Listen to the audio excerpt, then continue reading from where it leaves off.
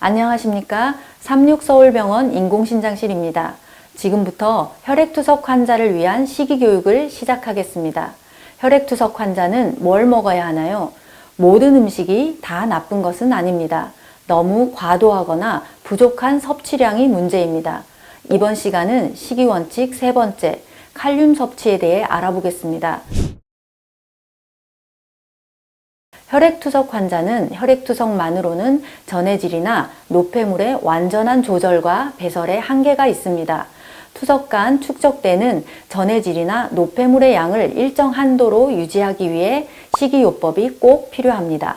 일정 한도를 유지해야 하는 전해질 중 하나인 칼륨은 신경 및 근육계의 기능을 유지하고 심장 박동을 유지하는 데 중요한 역할을 합니다. 일반인은 칼륨 섭취와 소변에서 칼륨 제거로 균형을 맞춥니다. 하지만 혈액투석 환자는 소변이 나오지 않거나 소변에서 칼륨 제거가 잘 되지 않고 혈액투석으로도 칼륨 농도가 완전히 조절되지는 않습니다. 따라서 혈액투석 환자는 지속적인 칼륨 섭취에 제한이 요구됩니다. 혈액투석 환자의 칼륨 농도가 증가했을 때 어떤 증상이 있나요? 감각장애, 손발저림, 근육경련, 신경근육계 합병증과 메스꺼움, 설사 등의 위장계 증상, 혈압저하, 부정맥, 심근수축력 약화 등으로 최악의 경우 심장마비에 이르기도 합니다. 혈액투석 환자는 칼륨 조절을 위해 어떻게 해야 하나요? 주기적인 혈액검사로 5.5 이상의 고칼륨 상태인지를 확인합니다. 필요시 칼륨 흡착제를 복용합니다. 변을 통해 칼륨이 배출되기 때문에 변비를 해결해야 합니다.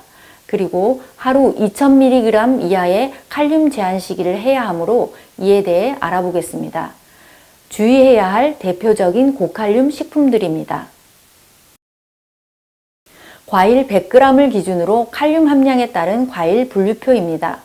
기준에 따라 다른 분류표와 차이가 날 수 있습니다. 농촌진흥청의 2021 국가표준식품성분표를 참고하여 분류하였습니다.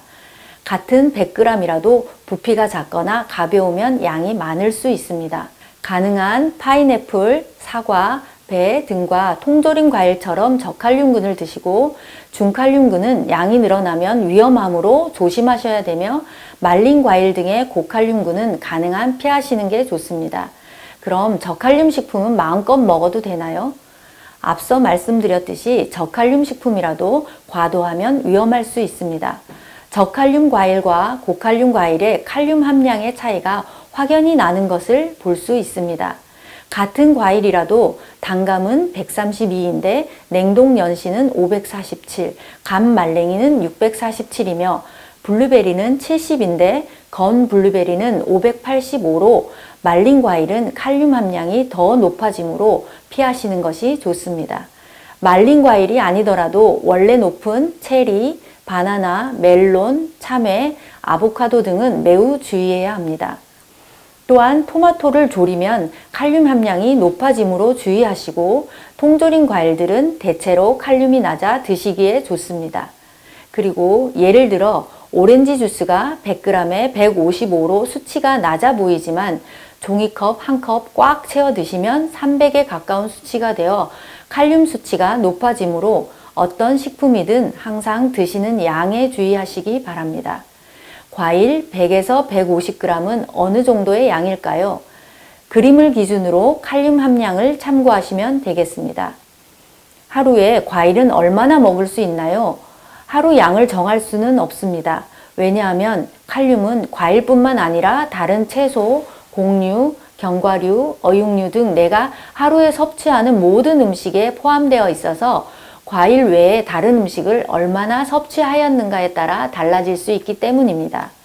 그러므로 예를 들어 채소를 많이 섭취한 날에는 과일을 먹지 않아 균형을 맞추는 것이 필요합니다.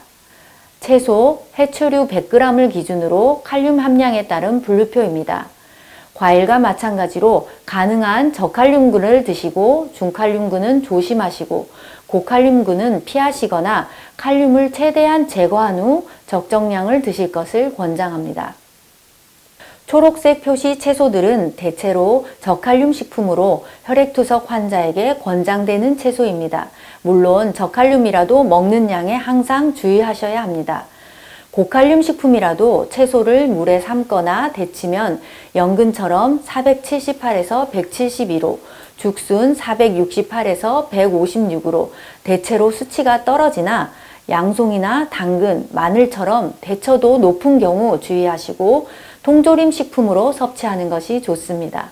채소 또한 말리면 칼륨이 높아지지만 말린 채소를 대부분 그대로 섭취하지는 않습니다. 말린 채소를 물에 담가 불려서 삶아 먹으면 칼륨은 낮아집니다. 하지만 채소 가루들은 대부분 말려서 가루로 만든 것이라 칼륨이 매우 높습니다. 요리할 때 사용하지 않는 것이 좋습니다. 고칼륨 채소들입니다. 데치거나 쪄도 높은 칼륨 수치를 볼 수 있으므로 피하시거나 매우 소량 드실 것을 권장합니다.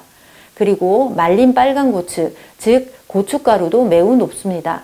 김장철에 양념 무친 배추 속을 드시고 응급실로 오시는 분이 종종 계십니다.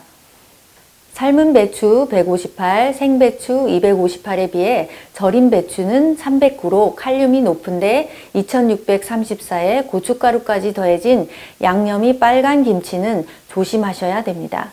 대신 백김치, 물김치, 쌈무, 오이지, 오이피클, 단무지를 권장합니다. 다시마는 생이나 말린 것, 튀긴 것 다 높지만 소량의 다시마 육수는 낮습니다. 생미역 1112, 말린 미역 432로 다 높지만 말린 미역은 100g을 불리면 매우 많은 양이라 불려서 10분의 1을 먹는다면 43으로 낮습니다. 김도 매우 높으나 김 100g은 많은 양입니다. 보통 조미김 소포장 1인용 4g의 칼륨 함량을 계산하면 53 정도이므로 소량 드시는 것은 괜찮습니다. 말린 파래는 3200이지만 생파래는 131로 생파래를 선택하시는 것이 좋습니다. 이처럼 식품마다 100g의 양이 다르니 실제 먹는 양에 적용하시기 바랍니다. 곡류 100g을 기준으로 칼륨 함량에 따른 분류표입니다. 날곡류는 대부분 높지만 밥으로 하면 낮아집니다. 양껏 드시기 위해서는 백미밥을 권장합니다. 고구마, 감자, 마, 토라는 삶거나 쪄도 칼륨이 높으므로 주의해야 합니다. 콩류 100g을 기준으로 칼륨 함량에 따른 분류표입니다. 콩류, 견과류는 대부분 고칼륨이라 두부, 비지, 두유, 묵으로 드시기를 권장합니다. 곡류, 콩류의 가루는 칼륨이 매우 높으므로 미숫가루나 콩국수는 주의해야 합니다. 저칼륨 시기를 정리해 보겠습니다. 잡곡밥보다는 흰 쌀밥을 선택하시고 농축된 과일즙이나 채소즙은 피하시고 말린 과일보다는 저칼륨 과일을 선택하시고 비빔밥, 김밥에서는 시금치를 빼고 드시고 회보다는 익혀서 드시는 것이 좋습니다. 저칼륨식을 위한 요리 꿀팁을 알려드리면 잘게 썰어 10배 이상의 물에 2시간 이상 담가서 칼륨을 제거하거나 물에 데친 후 물에 여러 번 헹궈서 조리하고 말린 채소, 목이버섯, 양송이버섯은 물에 담갔다가 5분 이상 데친 후 조리합니다. 껍질은 벗기고 줄기보다는 잎을 사용합니다. 저칼륨식을 위한 조리법을 정리한 내용입니다. 스크린샷으로 저장하시고 참고하시면 되겠습니다. 혈액투석 환자는 식이요법이 매우 중요합니다. 오늘 공부하신 대로 저칼륨 식이를 잘 실천하시기 바랍니다. 또한 건강한 투석 생활을 위해서는 정기적 투석, 정확한 약 복용, 꾸준한 운동과 신체 활동이 함께 필요합니다. 감사합니다.